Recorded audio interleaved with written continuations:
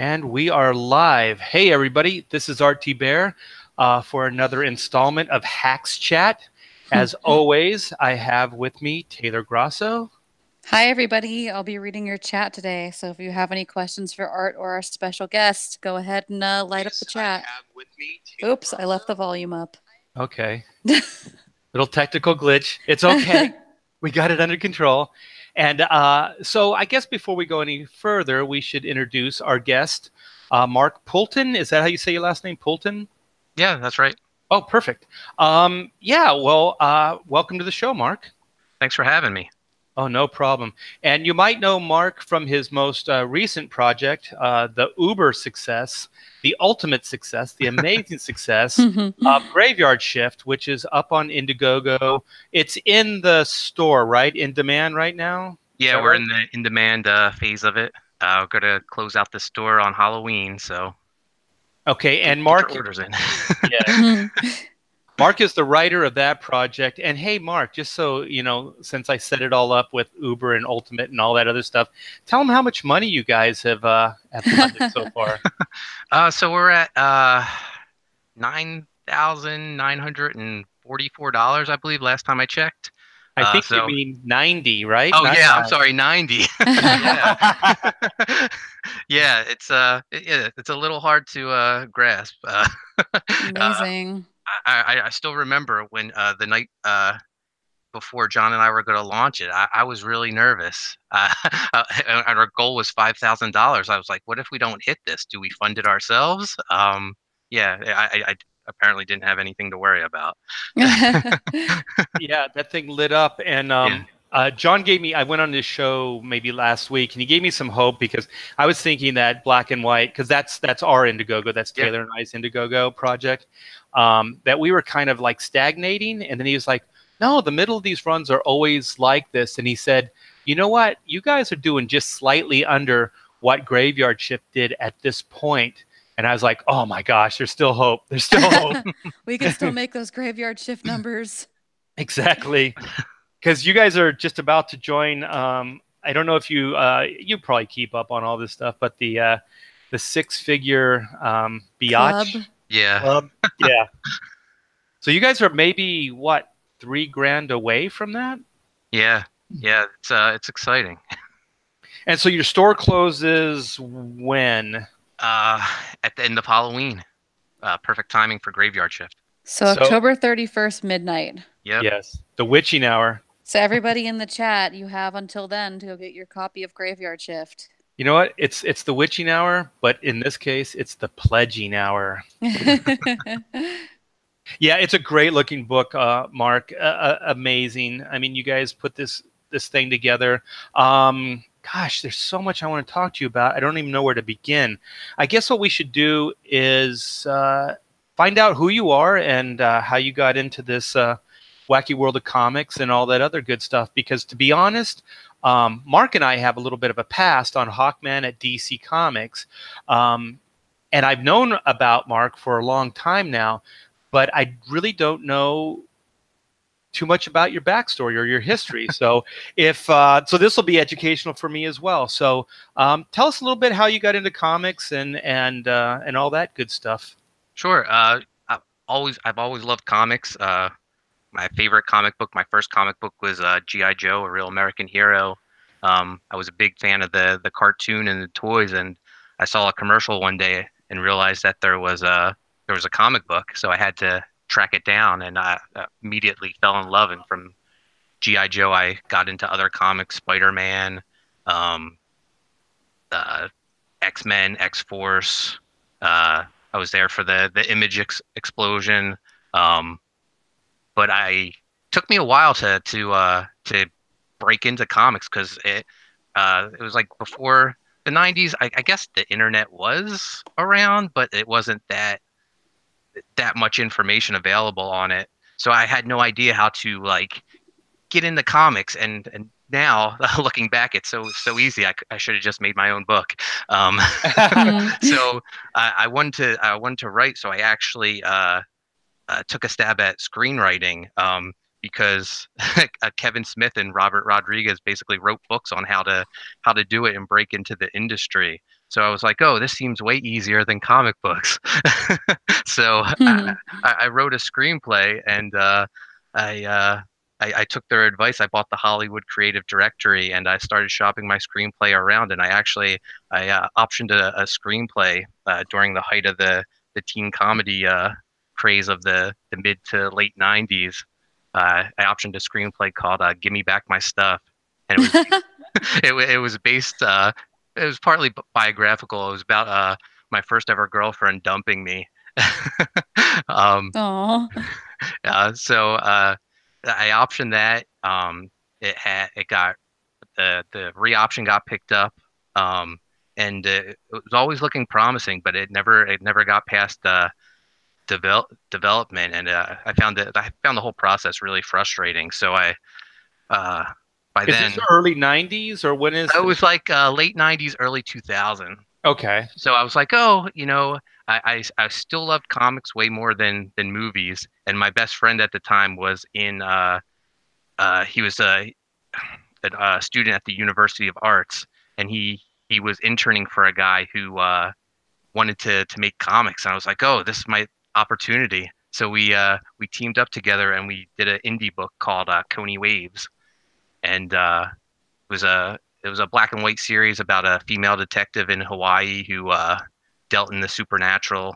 We hooked up with the publisher Arcana Studio, and the first series did really well. It got greenlit for a second series, and I don't know. Once it seems like once you make your first book, it gets so much easier. Well, I'm hoping. I'm hoping that's the case. So that's Sean O'Reilly's company, the Arcana Comics? Yeah, Okay. yeah, yeah. So I did Coney Waves there, and I did a few other books there, and from there I was always a huge Rob Liefeld fan. He was at the time I broke into comics. He was sort of like I guess semi retired. He put out books here and there through Arcade, but he he he would pop in on Millar World every now and then and talk to his fans. And then eventually he got his own message board, so I followed him over there, and he just took an interest in my work. And I still remember it. I tell the story a lot. I got a call on Thanksgiving 2007. I didn't recognize the number, but usually I would have just let it go to voicemail, but I answered and I said hello, and on the other end I hear Poulton, it's Liefeld, what's up? That and sounds like Rob. I talked to Rob for about 2 hours on Thanksgiving, and when I say I talked to him, he talked for 2 hours. I just listened the entire time, and he told me all these ideas he had for bringing back Evangeline, and he wanted me involved in it because he really enjoyed Coney Waves. So I kept him to his word. I kept on him for about 3 years until we finally got the green light to do a Evangeline at Image Comics. We relaunched it right before he did a whole uh, relaunch, like extreme relaunch. There was like Youngblood with John Malin. Um, Tim Seeley was doing Bloodstrike. There was a few others, but Okay, so we're in the 2000s now, the early 2000s, oh yeah, oh right? yeah, Yeah. yeah. Yeah, but by now I think we're like in 2010 maybe. So Okay. yeah, Recent yeah, history. yeah. So yeah, I did Evangeline for Rob. Before that, I helped on some other projects. Like he did a Brigade relaunch. That was one issue that I worked on. I worked on Image United. Rob did the Bloodstrike Black backup story. I worked on that. And I continued to do my own books. I did a children's book series called A Cat Named Haiku. We have Um, some images of we're going to post some images of awesome. the books that you did. Yeah, I'll be posting some of that stuff. That artwork looked really cool. But let me back up just a bit. So were you in California here with Rob, or were you? No, I've always been in Jersey. Okay, so you're working through the phone, through the Yeah. internet, and stuff like that. Okay. Oh, continue. Uh, yeah. So I was just doing I was working for Rob, doing my own stuff. We were doing Evangeline, and it was doing okay. But Rob was real happy with it, and Rob, it was around the time of the New 52. Rob was doing, I guess, Hawk and Dove for DC, and he messaged me and told me DC was bringing him on for three more titles, but he told them he needed help, and he wanted me to script Hawkman for him at DC. So I was blown away. I was at my day job at the time. I worked for a mortgage company, and yeah, I still remember. I called my wife and then told Hmm. her. It was pretty exciting. So there's our connection there. Yeah. Okay, here's the visual now. Can you see this, Taylor? Yes, I can. Okay, I just put up a picture, an image of Hawkman. And this is from Savage Hawkman from New 52 that I guess you guys both worked on, as it Yeah. turns out. So continue, Mark. I'm just going to let people see some visuals while you're talking. Yeah. So yeah. So Rob told me this, I guess, in maybe December, and then I never heard back from him again until like February. And the whole time I was like, "Is maybe it's not going to happen? I don't know." And then I get an email from Rob, and he was like, "Hey, someone from DC is going to contact you and get your paperwork in order so we can get started on this." So yeah, our first issue was issue 9. I guess that was your first issue With too, Joe right? Bennett. Yeah, Yeah, yeah, yeah. yeah. You guys were a great team. I feel like Joe is like one of the most underrated artists in the industry. He's so Especially on Hawkman. My oh God. Yeah, yeah, he was pretty much giving me breakdowns. So any of the rendering or any of the like enhancements and stuff that you see, textures and things, that was kind of me coming in there and doing that. And the neat thing about it was that Joe was very supportive of it as well. Yes. And usually you don't get that with pencilers. They don't like, inkers kind of straying away from what they're doing too much. And he actually encouraged it.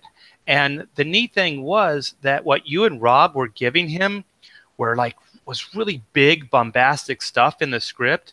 And man, I've never seen such power at DC before that or since. Those, like some of those double page spreads that you guys were putting together, you and Rob, my gosh, yeah, amazing stuff. yeah. I was blown away. Like I thought the art was up there with like any other DC title at the time. I was just blown away. It was like I feel like the the thing that Rob excels at is writing like big blockbuster type comics. And this is what it was like a summer blockbuster with Hawkman for 6 or 7 months, however long I was on it. It Yeah, was definitely an upper tier action comic. And Art, I think that you and Joe had really good chemistry on that book. It still stands out. I actually like the just the black and white version of the artwork, like the chat is seeing right here. I like it almost more than the color work. I really liked the story. I liked that the issue 0 that you guys did. Yeah, I thought it was kind of scaling it down, giving it story, giving it context. Um, it felt like there was there was character stuff, there was emotion, but there was the bombastic as well. So it felt like a good package all the way around. I really, really wish that the cells would have been better on the because it was canceled on our run, right? Is that right? I think it was can't. Well, Rob quit in, I guess, the middle of the run, but he had turned in the stories. Mm. Um, so I was, I've never told this, but so when Rob quit, I found out I no longer had a job through the internet, Uh-oh. Oh man. and afterwards, I then got an email from our editor, apologizing and everything, saying because of what went down with Rob, they didn't know what they were going to do. Um, but then, like a couple days later, I got a call saying I was back on the book with a increase in pay, and I was like, "Oh, this is going to turn out okay after all. Um, but then Rob and Scott Snyder got into their Twitter war, and That's DC just right. DC decided I was no longer on the book, and that's pretty much what I was told. So were you going to write it without Rob? Was that the idea? They had a bunch of Rob's plots still that they decided they were going to use, and I was going to continue scripting them. Instead, they hired someone else to complete it. Um, it because the Hawkman wanted story was Rob's plots were completed. I was going to finish scripting them, but then they changed their mind on it. Wow. So then I think it finished with maybe Frank Thierry and um Tom DeFalco, I think, ended up finishing the book. I'm not sure. Yeah, I'm trying to think when, because I thought But we left when you guys left, but maybe we did stay longer. Maybe we I finished that I run. believe we did. I think I was just filling blacks did at that point, but I did remember Joe you were stay working till on the that end and book. you didn't they switch you off towards the end though? You and Joe didn't complete the book Oh, together. that's right. Yeah, Joe did, but I didn't. And I think Joe was yeah, getting a lot of fill-in help too. I can't remember. There was another Brazilian guy that was coming in a lot. yeah. Yeah, it was definitely falling apart, I think, at that point. Yeah, I was so disappointed. Like the stuff we had planned for Wanted, and then this the story arc after that was greenlit by Rob. He never wrote it though, but it was going to be like Hawkman Year One. What happened when he first crashed on Earth? What happened to fill in the gaps? That would have been cool. Yeah, I what could have been. remember I remember like as a reader, that book towards the end, it did kind of it ended on kind of a strange note, and I guess it makes sense now because they didn't end up using the initial scripts. Because I remember it kind of just like dropped all its plot lines. Yeah, Yeah, there's some weird stuff going on there, but look at this. There's a couple streaks in this, so try to ignore that. But this is an example of some of the power. Are yeah, those? I amazing. thought those streaks were bullet trails. I thought they were an effect. No, I think something happened when we put it up. Oh It looks like man. it looks digital, but it looks pretty darn cool. Look at that mace. No, you guys, this was inspired stuff. I really, really wish that I believe if we could have done issue one and on, like, Yeah, because there was already kind of like a bad vibe when we got on the book. It was kind of like it was already doomed. I think when I talked to Rob was kind of like we were coming onto a sinking ship, yeah. from the get go. So He told me it's the same thing. yeah, it's really Hmm. hard to kind of write it once it's got that kind of I guess feel or vibe to it. People aren't willing to give it a second shot, and I wish And they to would get have. enthusiasm about it when you know it's kind of doomed. Yeah, and then also DC doesn't have a lot of other than it's a great book, any reason to get behind it because there's so many other books that are doing better. And I ultimately think that Hawkman is a little bit of a hard sell anyway. I don't know why. I think he's a great visual character. I think he has an interesting past, and also he Hmm. has like this really cool love story that's at the backdrop of it. And I thought you guys handled all that stuff really well, as there as well. Because wasn't there a character that you guys weren't quite saying was Hawk Woman or Hawk Girl, but she may be? Yeah, yeah. Yeah. I guess she was in our run Lady Hawk. Um, Yeah. Yeah. yeah. Was that created by you and Rob, or was that like a DC thing or Well, something you inherited?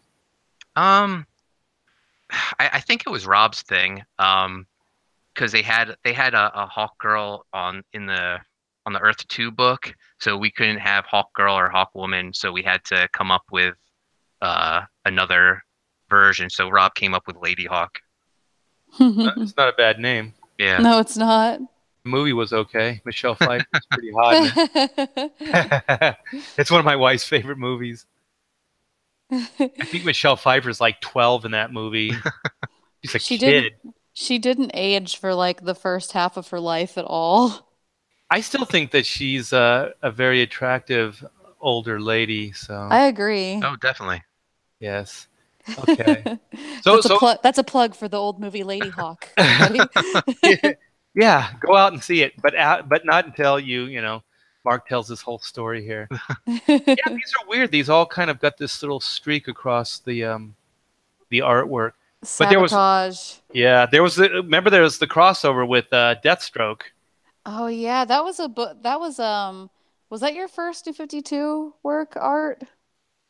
I can't Um, remember what title you yeah, launched it into was that. actually Joe Ben and I started on Deathstroke, and then I think Rob took that over after we left. Ooh, And, that's ironic. yeah, and then we came over and started working on Hawkman with Rob and Mark. So yeah, well, Mark, tell us about how Deathstroke became part of the story arc here. Um, so I don't know a whole bunch. By this time, I was off the the Oh, I didn't know that. yeah Because yeah these are the same characters that you guys created those yeah guys that they're throwing, right? yep yeah. Okay. But yeah, this was probably like around issue 14 maybe. Yeah, is my last issue I guess was 13. Um, so this is probably like 14 or 15. I'm not sure. Okay, let me see if the number's on the I top. Yeah, knew this is issue 15. Yeah. Yeah. Yeah, I knew this was leading up to this stuff, so Rob really and I didn't talk too much about the plot yet. So, but I know he in the Deathstroke series, Rob had nth metal uh armor Deathstroke, so they were trying to tie it in somehow. Okay. That wasn't an idea that you and Rob brought in. The nth metal was prior, right? Yeah, I believe so. Okay. Because it was kind of like living armor, right? It kind of Yeah. molded around him, or Yep. he could bring it into. Yeah. Okay. So yeah, I'm sorry, I didn't know that. I Oh, that's thought all that right. you guys were the whole thing there. All So this right. was your first like foray into DC comics and mainstream. Did you go straight indie after that, or did you Yeah, kind of leave it Serena? after this I kind of went back to my indie roots. I did a lot more children's book stuff, just because I found the indie market wasn't very receptive to the type of comics I liked making, the big bombastic action superhero books. You know, when we get to Graveyard Shift, I'll even talk about it, but the the indie companies just weren't receptive to it, in at least in my experience, to superhero type books or books they considered 290s, stuff like that. So I did a lot of Really? yeah, I did a lot of children's books. My son, I had a son. That's my dog making a cameo. If you guys can hear her. um, I had my son 2010, and I started doing a lot more children's books by then. We talked about my children's book series, A Cat Named Haiku. Okay, Um, let me go back to that because I got Pizza Tree up right now. yeah, So here's a cat named Haiku, it's the about Dust Bunny. it's about the day in the life of a cat told completely in haiku. Oh. There's there was 3 volumes, and then Arcana just a couple of years ago put out a hardcover collection of all 3 volumes. And there's an animated short for it where Sean O'Reilly's son Kiefer, who was Rip Hunter's son on DC's Legends of Tomorrow, he's the voice of Haiku, and I got to voice Haiku's owner Mark, which which was me. Did you say Rip Hunter, Yeah. the Time Master? Yep. Well, man, there's another connection here because Time Master came from one of my first series from DC that I penciled and inked. Oh wow. Yeah. I get royalties from that show. Oh, that's awesome. Small world.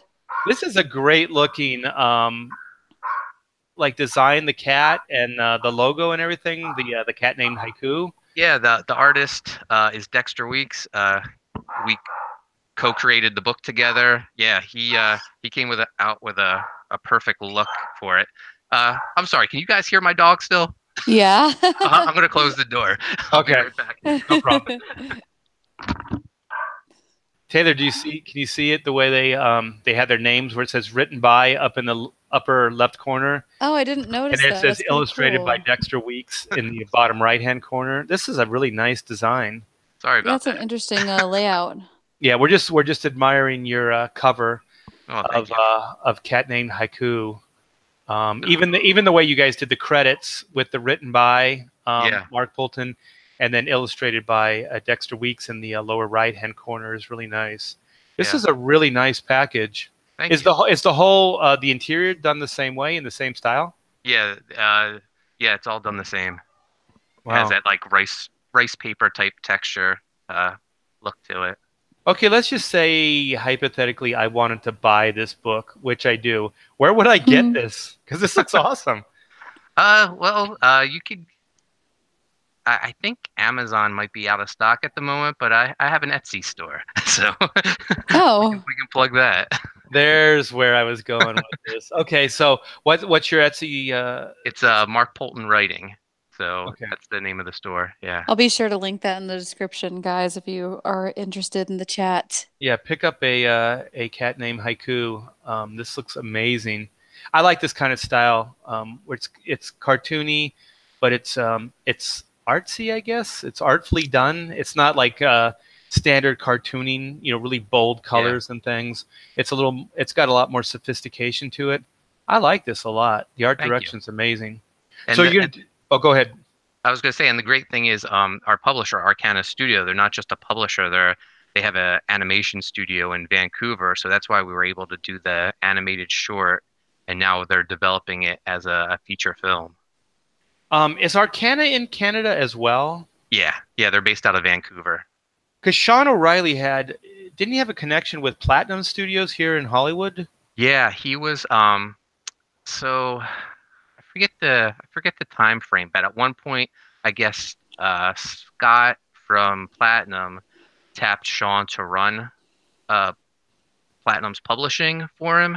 So for a while he was running both Arcana and Platinum. Oh, I didn't know they ran at the same time. Yeah. How long's Arcana been around? Um 2004, I believe. So Okay. 14 years, yeah. Hey, Mark, can you hear an echo when I talk? No. Okay, You good. sound good to me. All right, perfect. I hear a little echo. Maybe it's coming through. Because Taylor and I are in different rooms, but I Mhm. just want to make sure no one else can hear it. That's cool. Yeah, I mean, they do some great stuff. And like you said, they have the connection with the animation studios as well in Canada. Yeah, Um, Arcanum now, does. now platinum. Can you name some of the platinum properties? For some reason, it's not ringing a bell. Well, Platinum. Was It that to was me or was it to Mark? Either or. Okay, go ahead, Mark. I think their big title was Cowboys and Aliens.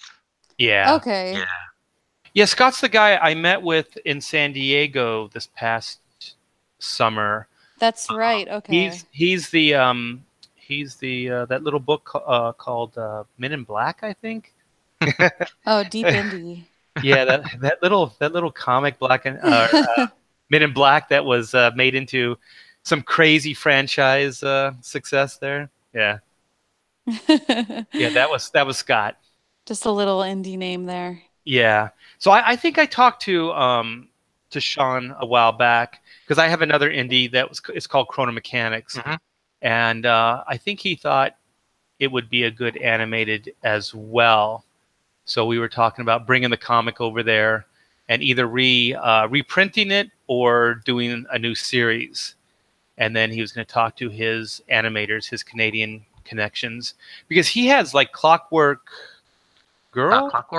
Girl, yeah. Yeah, yeah. And did that was that made into a feature or is it still being worked on? I believe it's done, but it's never been released. It was I think there's some sort of rights issue with his business partner on that one. But he's gone on to release a bunch of animated films.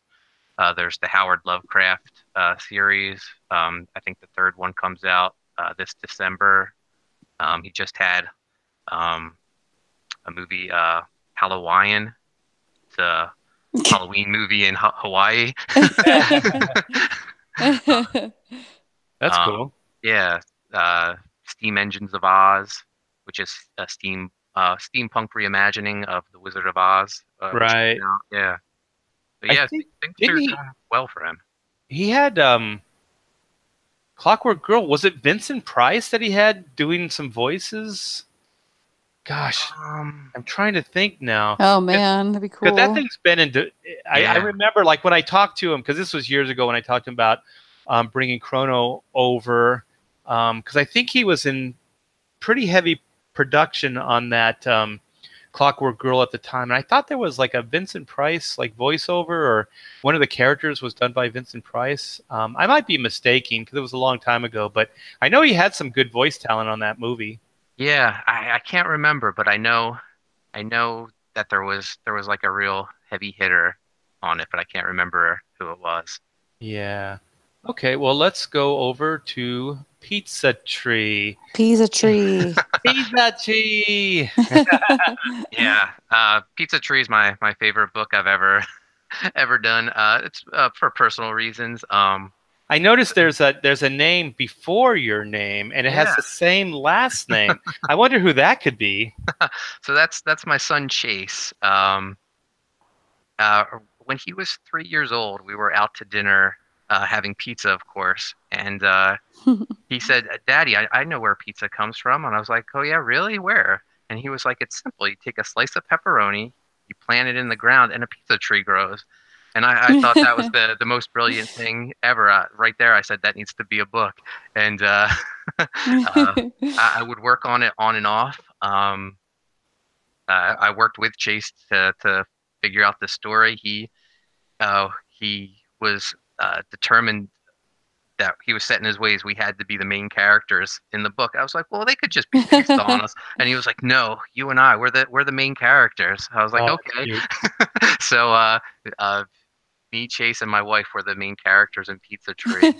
Um, After we wrote it, originally I was going to draw it, and I drew the entire book, and I was just like, I love this story so much. It needs a better artist than me. So my friend Enrico Botta, who he used to be a sculptor for McFarlane Toys, he knew an artist that he thought style would mix well with the premise of the book. So we met, and I showed his name was Ryan Onorato, and I showed him my pages, and he was like, "Oh, you know what? I could just use these as layouts, and I'll ink directly over them in my style." And that's the finished product. The cover is exactly how the insides look. We use like the the two tone, I guess, colors.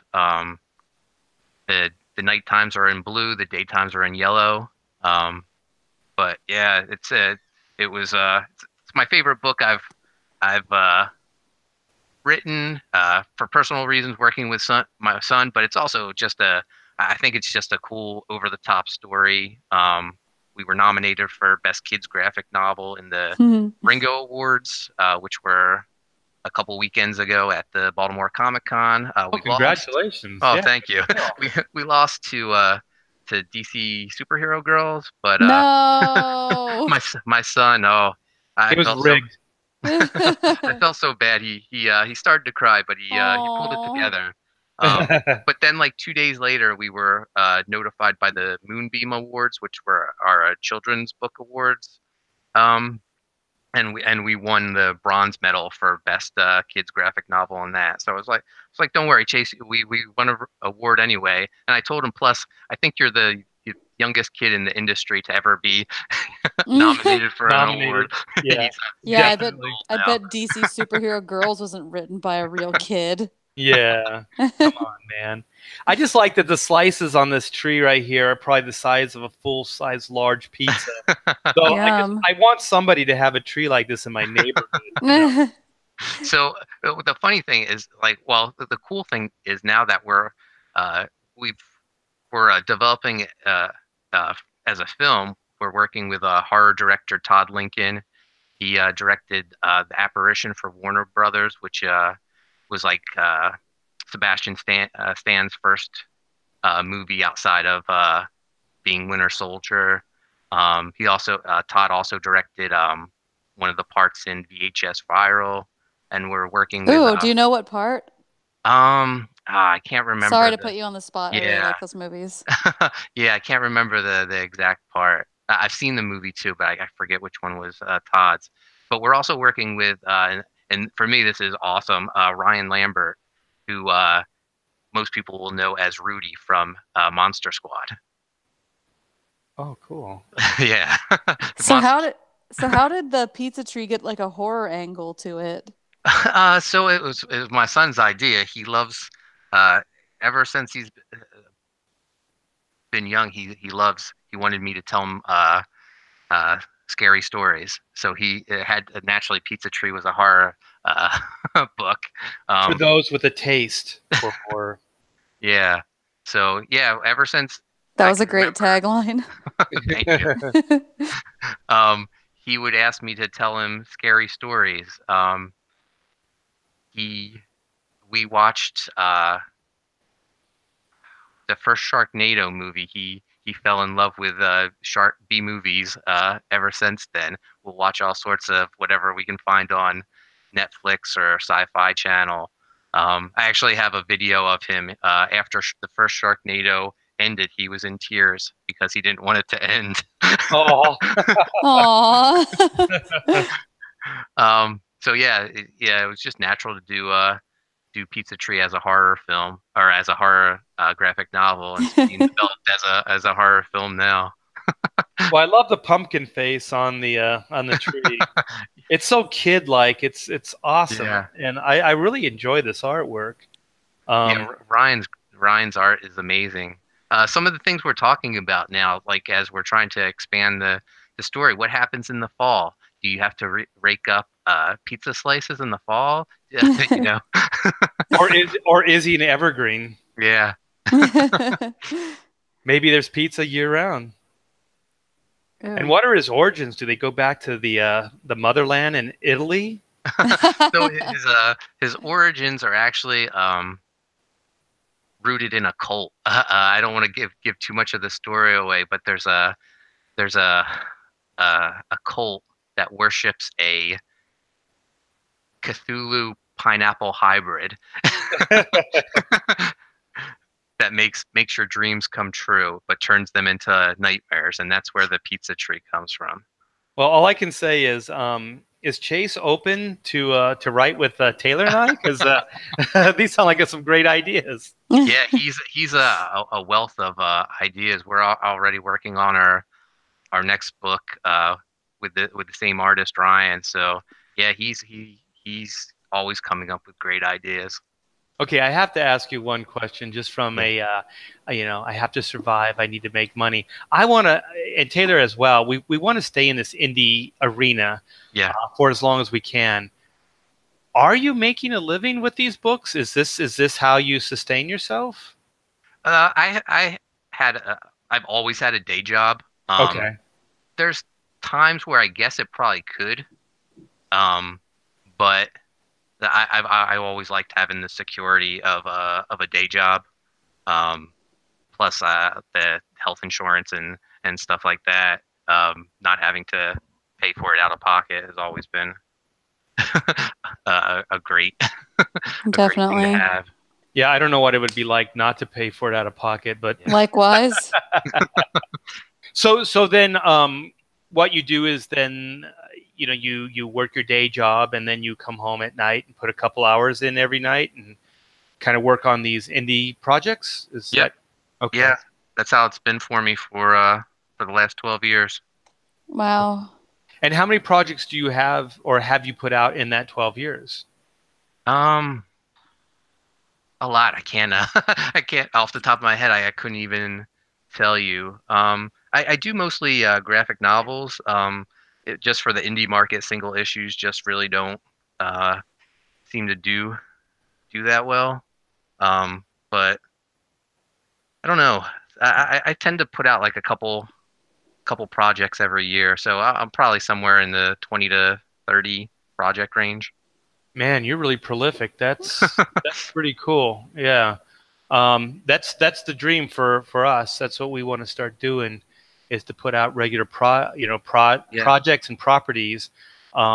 So what kind of advice could you give to Taylor and I as far as doing these indies? I always have a couple projects going at once, only because with them being indie titles, you never know the people you work with. Something could come up. Usually, they all have the same deal, at least on my experience, where they're working a day job. So Hmm. you never know if they have a job change or some sort of lifestyle change where they're moving or they're expecting a baby or something. So I always try to have a lot of different projects in different stages of development. That way, hopefully, as one, there's always one towards the finish line, while the other, if another stalls, there's always something that's ready to go out. Right. And are you bankrolling that out of your pocket, or are you using the property, or the money that you made for the property before, the books before, to pay for the talent for the next book? I mean, how do you? I'm kind of asking this Yeah. more for myself, I guess, Um, at this point. it's a little bit of everything. Some like Pizza Tree, that's shared property with Ryan, so we're both uh all three of us, Chase, we're all working on it. Hmm. Um, out of we're doing it for free, technically until it came out, and then we just share in the profits. But then like a project with like Graveyard Shift, John and I, we were paying everyone that worked on it out of pocket. And you did Um, that up front, or yeah. as it was Well, going? yeah, as it was like for our colorist for Graveyard Shift, because that's Graveyard Shift was done before the Indiegogo was launched. Um, that speaking of like always having something in the works, Graveyard Shift was a project in the works for 8 years, that John and I would work on and off, because Graveyard Shift would always lead to John getting a job somewhere. But we paid our colorist, like every 10 pages, here's X amount of money. When he was done with them, then we would give him the next batch of pages, pay him when those were done. So then John and you, you guys were like sharing not just the responsibilities, but also the responsibilities of Financially. paying the talent. Yep. Yeah. Oh, so this really is kind of this is a 50-50 venture then, you and Yeah. John. Yep. Okay. Yeah, so that paid off pretty big for you then, huh? Yeah. Hmm. Yeah. Yeah, it's nice to see that 8 years of work is paying off for us. Because if you want to start talking about Graveyard Shift, it was a project that I first pitched to John back in 2010. I had just done that one issue of Brigade with Rob, and it was like the highest profile thing that I had done at the time, and Okay. I was feeling good about myself. So I reached out to John, who I knew from Rob's message boards. Um, John had been doing work for Rob too. He had done, I guess, a series called Nitrogen, which was a two-issue series through Arcade Comics. Um, so I messaged John and said, "Hey, I have this idea that I think you're perfect for." Um, and then I pitched him a Graveyard Shift, and he responded back. Um, he was like, "A lot of people want me to work on their books, but you're the first person that asked me to draw monsters, so I'm in." So we started work then, and it went through so many different um, phases. John would redraw it, recolor it. John was the original colorist on the book. He was drawing it and coloring it. Oh, I didn't Uh, know that. Okay. yeah, yes, like some of the back matter I'm putting together for the bonus pages, which was one of our stretch goals. Yeah, we show some of the old stuff. We even had like an old uh, preview comic from I think 2011 that we sold at a Wizard World one year. I still have copies of that, which is one of the rewards. So people will get to see like the difference because John's gone back and redrawn the entire thing since then. But the first the first time we had like our pitch together ready uh, our preview book ready, I showed it to Rob because I was writing Evangeline at the time, and Rob flipped out about it, and he was going to help us uh, get it published. And then I guess a couple days later, Rob got back to me, and he was like, "Hey, we're doing this extreme relaunch, and I know this will mess up your book, but would you be okay with John being the artist on Youngblood?" I was like, "No, of course. I wouldn't block John from making money." So, Right, uh, because you guys had no idea that yeah, Graveyard Shift was going to be the huge yeah, yeah. Plus, it worked out for the success. best because who knows if we had got it published, if it would have done as well as it did back then as it's doing now. So Right. yeah, that was John's first break from the book. He did he did a stint on Youngblood. I forget how long it was. I think it was like 8 or 9 issues at Image. It was good looking stuff. I remember Yeah, when the relaunch, it was nice. It was a nice looking book. yeah, and it had I think it was John McLaughlin who was the writer of Black Swan. He was involved in the book. Um, yeah, that John's work was great. But after that ended, he started to I guess dive back into Graveyard Shift. But then he showed it to someone at Marvel, and that's when they hired him to do Thunderbolts, I guess. And he was Mm. at Marvel for a couple years doing Thunderbolts and Cable, and I think he filled in on some stuff, maybe a Captain America here and there, something like that. So yeah, that was another between Youngblood and Marvel. I think there was a 2 year gap where I think John he wasn't even working in the industry. He would work on Graveyard Shift here and there, but Hmm. he was a construction worker. Wow. And Yeah, Okay. Graveyard Shift became his portfolio, it seemed yeah, like. yeah. And also he was probably working on it as a Graveyard Shift, like Oh time yeah, wise, because he Yeah. probably work in the late yeah. hours, on putting that book together. Very apropos. Yeah, and then after his recent run at Marvel ended, he said that we were gonna by then we had I guess during the off season where there's not much construction work like the winter months, he would work on Graveyard Shift, and we had it finished. Our colorist finished all the pages, and our plan was to shop it around, and there was no interest in it. We were told we don't want superhero books. Um, What year was this? it was maybe it was maybe one to 2 years ago. Little Okay. did they know. Yeah, we don't want superhero books. It's 290s. We don't know what to do with this. That's all we heard. In the meantime, the Marvel Cinematic, Yeah. universe is lighting, up the world and yeah, taking the world by storm. So the plan then was John was going to we were going to complete it um, whenever John got a break, because by then he was doing the Marvel stuff whenever he would get a break, and then when he finally decided to leave Marvel, he messaged me and said, "Hey, we're gonna take what we have completed, the first book, and we're gonna take a stab at Indiegogo and see how it goes. If we don't get funded, we'll bankroll it ourselves and get it printed." Was he already working with Zach at the time? Is this Yeah, more recent history now? yeah, yeah. I guess he was working on Jawbreakers, and that was doing really well. And that's when he told me that the plan was to uh, do an Indiegogo. Man, you talk about it probably didn't seem like it, as far as the journey, but as far as timing, it's was pretty amazing, right? I mean, Yeah, you guys put a lot of time into it, but like you said, it wouldn't have done as well if it yeah. had come out I earlier. I think about it all the time. I was like, oh, what if we did get published that when I first showed it to Rob? You know,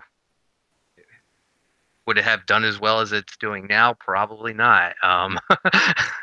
Or like when we shopped it around the indie publishers. Thank God they all passed on it. Exactly. And let this, like anybody that's aspiring out there, let this inspire you, because just keep the dream alive. I mean, you guys were working on that project for years, Yeah. to get to this point. So yeah, keep those dreams alive. They can pay off. And this is inspiring to me, because this is what I want to do. And I have been, with Taylor, we've been trying to get these independent projects going in our spare time.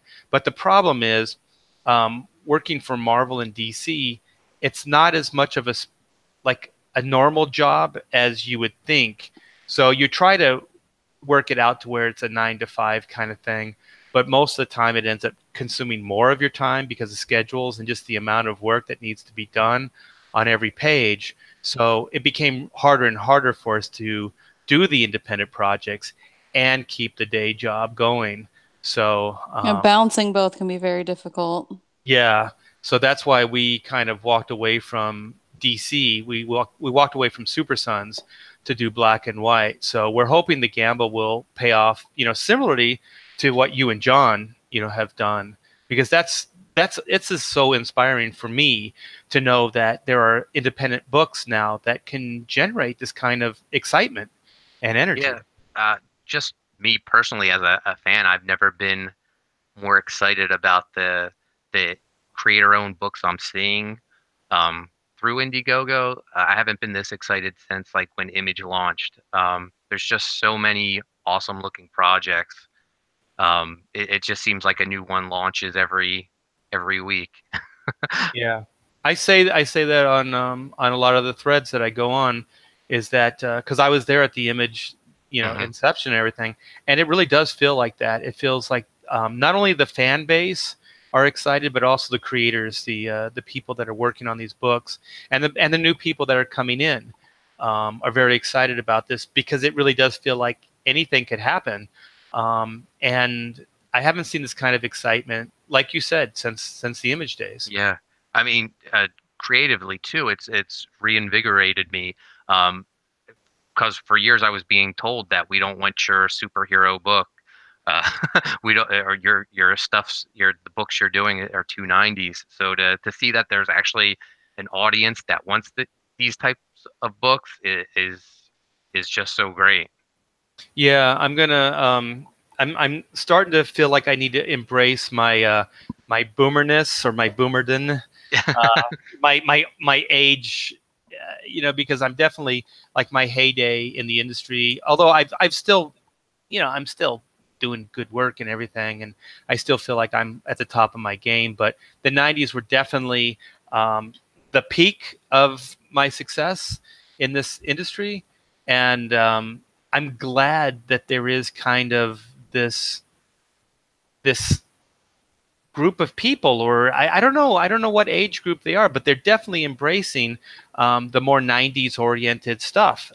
They want those comics to, like the new comics, to kind of remind them of the comics from the 90s. And there's no shame in it, and everything. And I feel like for the first time I can actually be my age. You know what I mean? Like I don't have to act like I'm older. I can actually reference my past without, like, oh man, Art's an old guy. I've been doing this for over 30 years, Mark. You know what I mean? Like, so Yeah, it feels like, because sometimes I don't know, like you feel like if people know how old you are, then they go, oh, he just draws old stuff. Like because you never want to be, that guy that's not contemporary, or you're not doing viable work, in the here and now. And I've been really, really fortunate that I've never done that, but at the same time, I've never been that, but at the same time, I feel like I don't want to let people know exactly how old I am, or I right. don't, you know what I mean? I just don't want them to know that, because, I almost feel like the less they know, the better. Then they can't judge me. But in this new market, I feel like, hey It's a man, badge of honor now. yeah, I can be myself. One of the shows, Taylor, like YouTube shows that we've been talking about doing, is something like Tales from Boomertown, or something like that. And I'll just tell, Boomertown tales. yeah, Boomertown Tales, where I'll just tell my old fart stories. You Oh, know, I would love that. yeah, thanks. You know what, kids? Before the internet, I think a I lot of people really want to. Oh, actually, Muttman in the comments says the reason the 90s are popular again is because they represent fun, the main missing element of modern comics, which is kind of what I was about to say. Yeah, here. Yeah. Yeah, definitely. Yeah. So, yeah, I forget where we were exactly, but yeah, I think that there is a sense of fun, and and I like bringing that back, and I like just kind of being able to be who I am and talk about stuff, that I have done and my experiences, and with this YouTube, with YouTube and everything, I can actually. We're creating a platform where I can tell these stories, so I actually feel like a kid again. I feel like I can be myself, and I can talk about my old fart days, because I also predate Federal Express. So in the day when I was doing comics, we had to do bundles of 8. So what is it? 8 and 8 is 3/8, 22. It's somehow it broke down to where if you sent 3 or 8 pages at a time to DC or Marvel, that it broke down to like it'd be 3 packages that you would be sending. And so then we used to go to the post office. So we'd have to weigh the packages, we'd have to wrap the packages, we'd have to use their boxes and all that other stuff. And it was a big pain in the butt. And then when Federal Express came out, like next day delivery, oh my gosh, it changed the world for me. I was like, this is great. So yeah, and all you kids listening at home, this is all pre-internet. So yeah, we didn't have home computers at the time either. Hell, we didn't even have fax machines.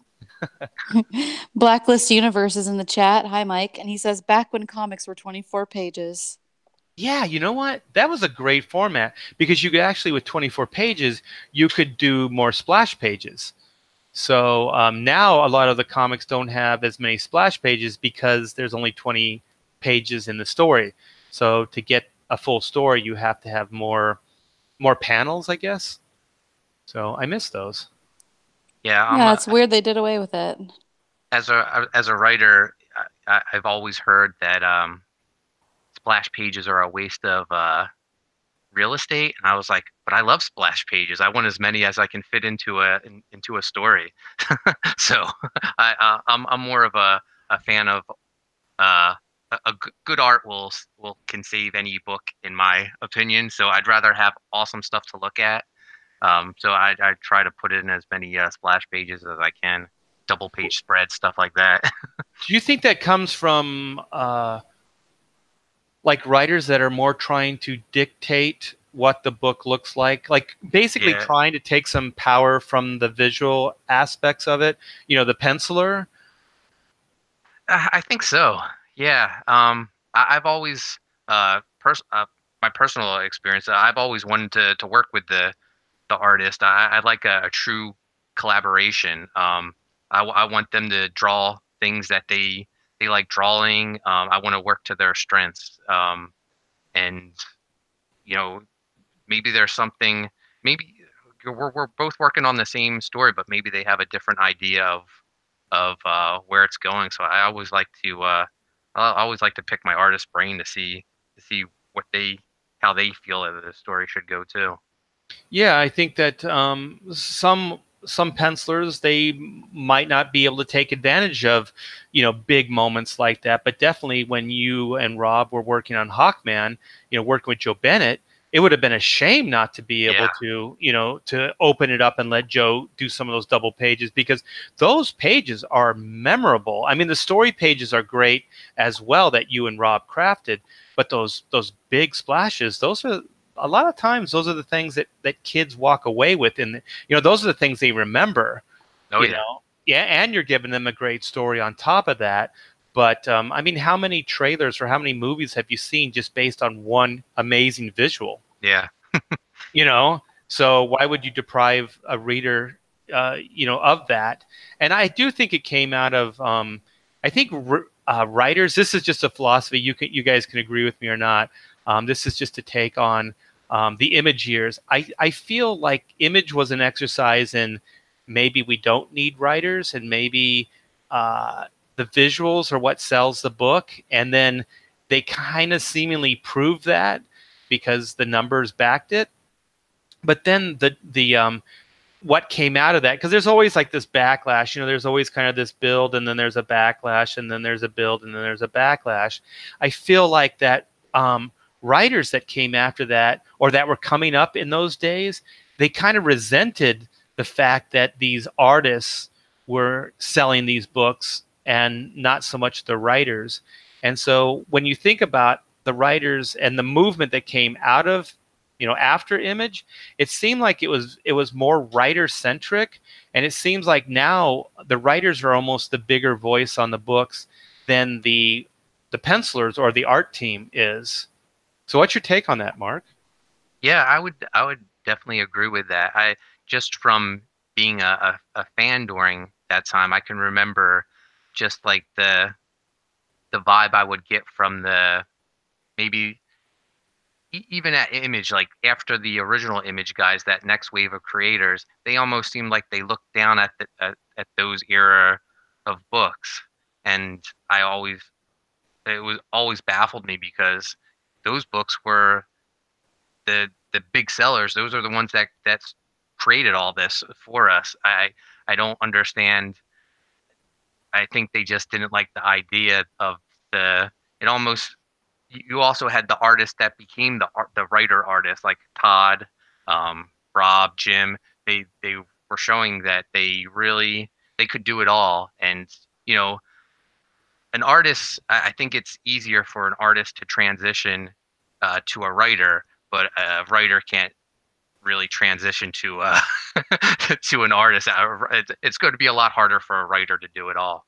Right. But I do think, like what you said with Pizza Tree, that you laid that book out and you drew it. So I do think it's like, I think some of your better writers do understand the visual aspects of the storytelling, and that and even something like thumbnailing the story out or coming up with the visuals, I think helps. I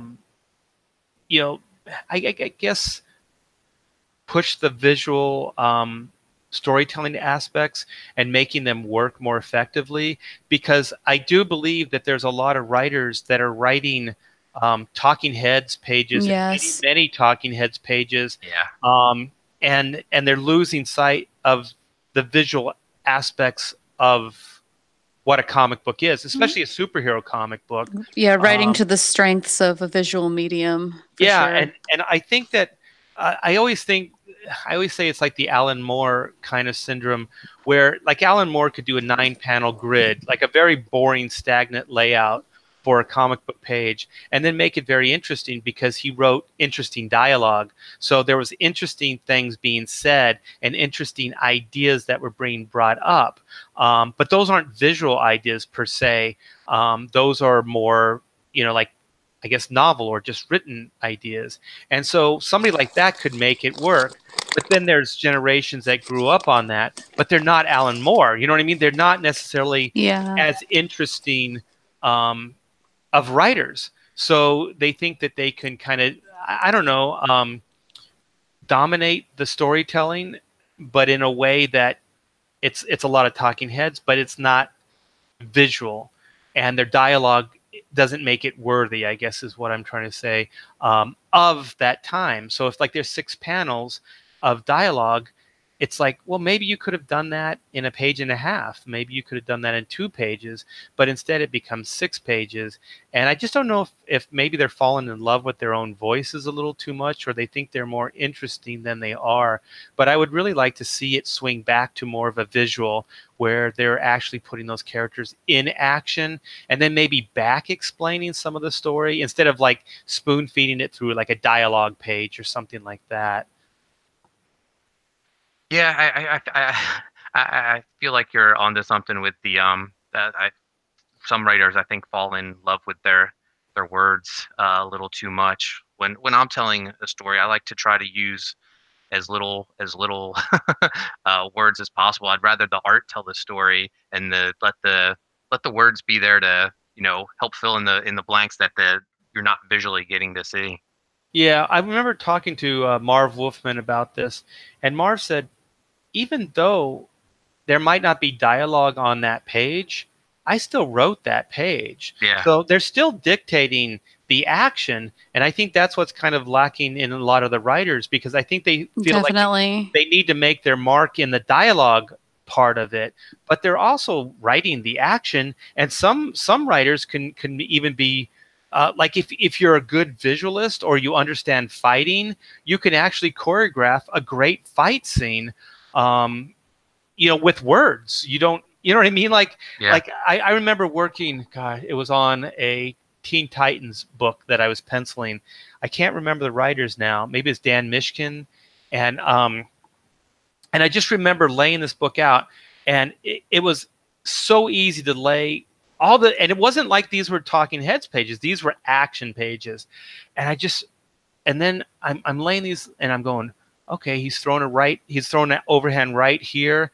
The guy's ducking out of his way here, and then this next thing happens, and blah blah blah, and it's just kind of falling all into line. It's falling into place, and then I realized, you know why it's falling into place? Because that writer worked all this stuff out. You know what I mean? Like, he choreographed this entire fight. And that's why when I'm drawing this, it's all falling into place. Because sometimes you get these stories and you're like, how is this fight supposed to work? Like, it's all over the place, because they're not thinking of it visually. They're just kind of coming up with these abstracts, and they're not connecting as a choreographed fight or action reaction kind of thing. And I do believe it would be nice to get back to some kind of balance where the artist respects the writer and the writer respects the artist, and then they could work as a team, a little bit more so than the writer trying to dictate, control of the book, or a penciler trying to dictate the look of the book, over the writer. Muttman in the chat would actually like to know, Art, do you think a lot of current writers look at comics as a stepping stone to something else rather than writing comics for the love of comics? And I guess you could probably answer that too, Mark. Yeah, I think let's start with Mark, because I think he's got more experience there. Yeah, I feel like I definitely feel like there was a time where people were breaking into comics because they saw it as their gateway to writing screenplays. Um, they saw the comic book basically as their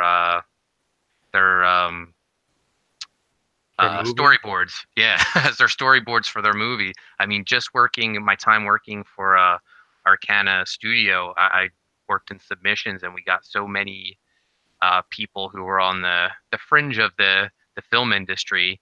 They hadn't broke in, but they were aspiring screenwriters, and they had these screenplays, and they wanted to turn them into comic books because they thought that was their way to get their movie made. Yeah, I can see that with all the success of the comic book properties in Hollywood right now, and I know that there's a lot of Hollywood people that are looking at doing graphic novels or Mm-hmm. your own properties as well. Like, actors are like talking to artists and like, I got an idea, could you draw it or write it, and things like that. So there is a little bit of that, but It's very common, I'd say. yeah, Taylor and I talk about, like, we got to make we always say that we don't want to fall into that. If Black and White was made into a movie, that would be great. But first and foremost, it has to be a great comic book. This stuff has to read as a great story. And if it doesn't work there, then, all the other, it's just not really going to fall into place. If you can't connect with a great story and a great comic book, then the movie, no one's going to even want to make that movie. Yeah, and I think a lot of people make comics basically to use them just as pitch books for a movie. I think that's what Mark was saying, like, Yes. storyboards. Yeah, it's a storyboarded, like, screenplay, basically. I think also though, like a lot of writers who do comics now had their start in screenplay anyway, because it's kind of the only formal education offered as far as writing comics. Because I think people like Credius and stuff, they started off, but they went the opposite way. Like, they started off learning screenwriting, just went straight into comics.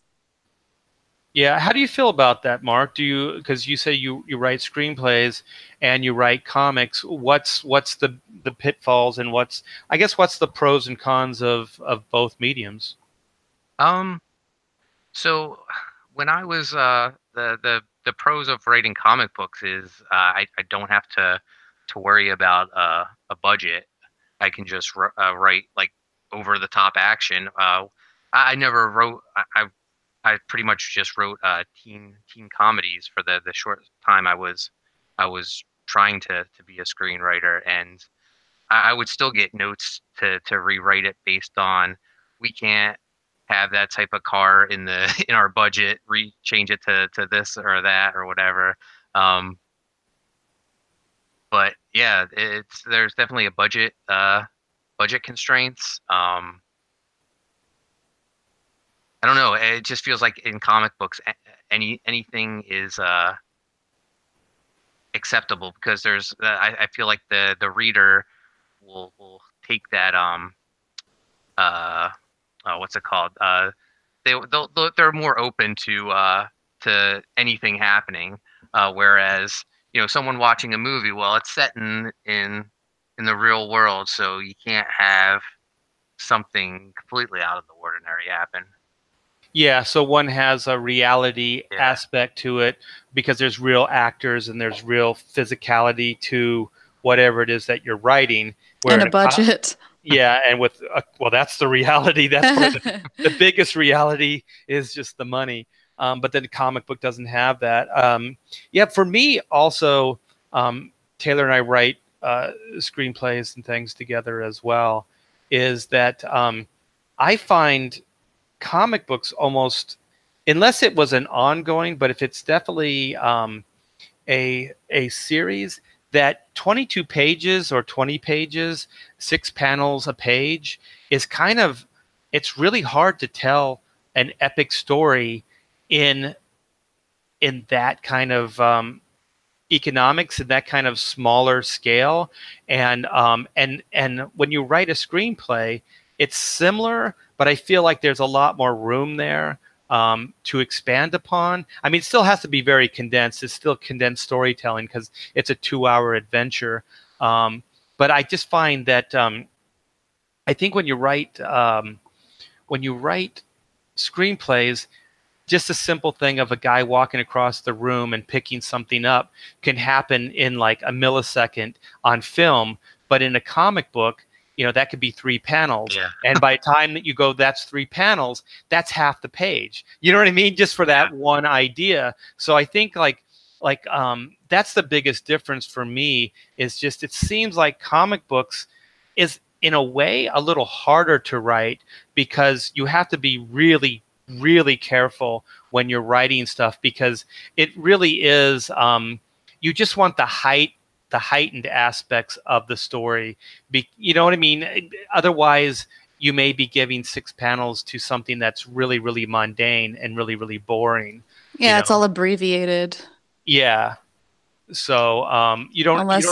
Oh, go ahead. I say unless you read Ghost World and you want to see a girl walk from her house to her school in real time. Yeah. Well, there's always that. I mean, if that's the story you want to tell, then you can do that because you can be as literal as you want with comics. You can have, every conceivable like motion illustrated, and walks in the room, turns the doorknob, flicks on the light switch, looks around the room, walks over to the table, flips the computer screen on, looks at his emails. You know what I mean? Like you could do each one of those, and each one of those would be a panel. You could be really literal with it, or you could just like he's sitting in a darkened room, looking at the computer screen. Like you can do it in various ways, just depending on the story you want to tell. That's the biggest difference I see. And I did have a little bit of a foray in writing novels, and I think novels are the easiest just because you can really expand on things. Like you don't have everything. Yeah, you don't have those kind of time restraints. Like, oh, guess I was going to write a 300-page, 320, 350 pages, whatever. Like you could just keep like adding stuff. It's not that big of a deal. So, anyways, I think we should probably start wrapping this up. Was there anything, Mark, that you wanted to add? Plug? I just had another children's book come out last week. I'm a big pro wrestling fan. I wrote a children's book with pro wrestler Eddie Edwards. He can be seen on Impact Wrestling every Thursday at 8 p.m. on Pop TV. But we wrote a book about his career in pro wrestling. It's called Anything Is Possible: The Eddie Edwards Story. Um, Wait a minute, is that out now? Because I didn't see it when I was Googling around. Yeah, it came out last Tuesday, a week ago. Oh, I'm sorry. I would have Yeah. posted it. That's Yeah, all right. if I saw it. Yeah, it's available at Amazon, Barnes and Noble. We're gonna have a plushie available soon, so it's been really cool. Like I said, I'm a huge wrestling fan, so this is it's gonna be a new line of children's books for me. Are you publishing exclusively through Arcana, or are you self-publishing these books? So this book is with a children's book publisher, Seven Horns Publishing. Okay. I had drawn a book for them last year called it's actually I think it came out like a week before the Eddie book called The Hunt. Was the hunt before Christmas? It's the night before Christmas told through a hunter's eye, who No. he almost shoots one of Santa's reindeer. Oh wait, I did see that. I didn't know that was you. I saw that up there. Yeah. Like the deer's like all scared on the cover, right? He's like, "What? Is that the cover of the book, or maybe Yeah, just the panel of it? the hunter's up. Yeah, the hunter's up. Yeah, he's in a tree across Yep. the. Yeah. Okay. Yeah. Yeah. So I was hired. I was hired to draw that because the publisher saw me at a convention with or with not with Pizza Tree, with a cat named Haiku, and I do some of the art on Haiku. So they hired me to do that book, and I had such a good experience working with them. I pitched the wrestling book to them, and they jumped on that, and they've been so happy with the response to the wrestling book so far. They asked me to keep doing more wrestling books for them. Oh, cool. How did that happen? Did the wrestler come to you, or? So I was going to a local wrestling event, and he was one of the stars that was going to be there. So I just did a sketch that day because I was hyped for the event, and I did a picture of him and I tweeted it to him, and was like, "Hey, I'm working on this children's book, but I took a break to draw a picture of you. I think your story would be a great story for kids." And he responded right away. He goes, "I'm all in." And I was like, "Well, I'll actually be at that show you're going to be at if you want to talk about it more." And he was like, "Yeah, definitely." So it came together real easy. It's I feel like some of my biggest projects came together easy like that. Like just being a fan and reaching out to Rob saying, "Hey, I'd love to work with you one day." And Rob responded back. It was like, "Yeah, I think we're going to work together one day." Um, My gosh, you're just like such an inspiring guy right now. It's like I feel like I'm not doing enough work, just listening to all these projects that you're putting out. This is amazing. Oh, thank you. Yeah, you just gotta you gotta take that chance. It doesn't hurt. It's like the not to tie it into the book, but the title of the book is Anything Is Possible. I feel like even though that's his motto, I believe that too. If you put in the work, you can accomplish whatever you set your mind to. Hear, hear. I agree.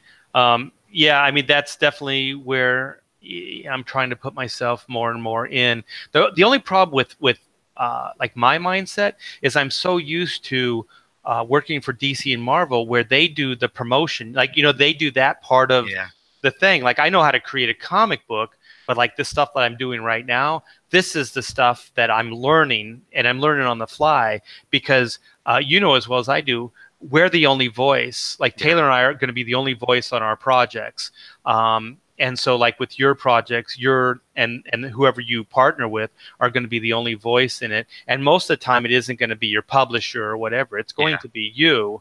So the only life that these things are going to have is the life that you're, I guess, not willing to give, but that you can. You're its best ally, though. Yeah, you're the only voice that the project has, the only life or the chance that it has to live. I guess that's the way to say it.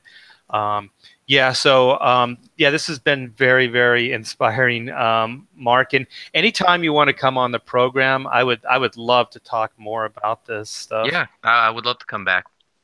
Just let me know when. Yeah. Oh, tomorrow. Let's do more Mark Poulton talk. Hey, can you? It was called the Hollywood What Directory, and is that still being Oh, published? I don't even know if it's a thing. It was the Hollywood Creative Directory. So Hollywood Creative Directory. it was a big thing in the 90s. Like Robert Rodriguez, after when he did his first movie El Mariachi, he wrote a book called Rebel Without a Crew, and it was how he made a movie. And there was there was he like said, you know, you need to buy the Hollywood Creative Directory. It has a listing of every Oh my production gosh, we need this. in I think Hollywood. I have that book. Yeah. But the thing is, I don't even know if they make it anymore. If it's that's still, where yeah, exactly that's where I was going with it because I think this is from the one I have is yeah, from the 90s. yeah. Like I haven't tried my hand at screenwriting in such a long time, so I don't even know if everything now. I don't even know it. Like if this production companies, I guess they all have websites now, but I don't know if there's one place where it's all like organized where you can find them all. There's got to be a dedicated website Yeah. directory. Yeah, I just kind of one thing another writing partner and myself we put a screenplay together. It took us 8 years. Oh my gosh, 8 years in our spare time to do the Chrono Mechanics adaptation, which is a creator-owned book that I put out through Image, gosh, 10, 15 years ago, something like that. And so I do have an agent, but it would be nice if I could just, do a lot of the Do some of the legwork legwork. Yeah. myself. Yeah, and then just send these things out using my agent's name because then Uh-huh. they'll open it and they'll read it, but to just kind of ensure that it's going to the places I want it to go and all those other things. So, yeah, I was wondering because when you said that, it rang a bell like the Hollywood Creative Directory, and I do think I have one, but it is from the 90s, so they're probably not doing that Yeah. anymore. I'm It's sure not, there's a modern internet equivalent we can find, though. yes, we will do some digging. That'll So, be our next live That'll be stream yeah. as we make a bunch of yeah. calls.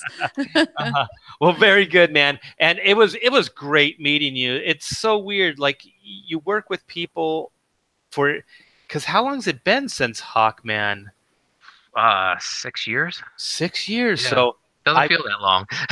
yeah. So I've known of you at least for 6, 7 years now, and so this is the first time I've ever talked to you. I guess via the internet, but Yeah. close enough. And yeah, it's weird. Like you feel you know somebody, but you don't really. You've never even talked to them. And So you this, guys were connected in different ways. It's interesting. yeah, there's a lot of unique connections, like through Yeah. Rob, through John, and then through DC and Hawkman. So this has been a real blast, my friend. And we'll put up links for you in this video. And thanks again. And if there's anything we can do for you in the future, just let us know. I will. Thanks for having me. All right, Mark. You take care. You too. See ya.